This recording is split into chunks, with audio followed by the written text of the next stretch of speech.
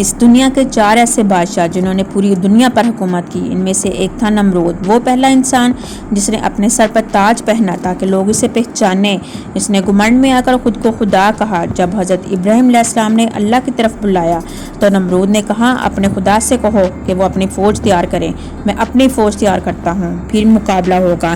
نمرود اس دور کا سب سے زیادہ طاقتور بادشاہ تھا۔ اس نے ایک اونچی عمارت بنوائی، اس پر چڑھ کر چلایا اگر کوئی مجھ سے زیادہ طاقتور ہے تو سامنے آئے، مقابلہ کرے، لیکن اللہ تعالیٰ نے اپنی قدرت دکھانے کے لیے سب سے چھوٹی مخلوق مچھر کو میدان میں اتارا۔ وہ مچھر جنہیں نہ تو تلوار چاہیے تھی نہ فوج، بس اللہ کا حکم چاہیے تھا۔ پھر ایسا ہوا کہ لاکھوں کروڑوں مچھروں کا جھنڈ آیا جو نمرود کی فوج پر ٹوٹ پڑا۔ ہر چیخ میں عذاب تھا، ہر ہلچل میں تباہی۔ نمرود یہ منظر دیکھتا ہی رہ گیا، اور پھر ایک لنگڑا مچھر نمرود کی ناک کے راستے اس کے دماغ تک پہنچا۔ جیسے ہی اس نے اس کے دماغ میں ڈھنگ مارا، خود کو خدا کہنے والا نمرود کیڑے کی طرح تڑپ اٹھا۔ وہ اپنے لوگوں سے کہنے لگا، اے لوگوں، میرے سر پر جوتے مارو۔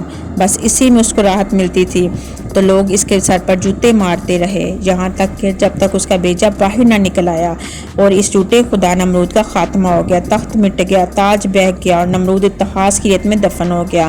کیونکہ جب انسان خدا بننے لگے تو اللہ اسے یاد دلاتا ہے کہ وہ صرف بٹی ہے اور کچھ بھی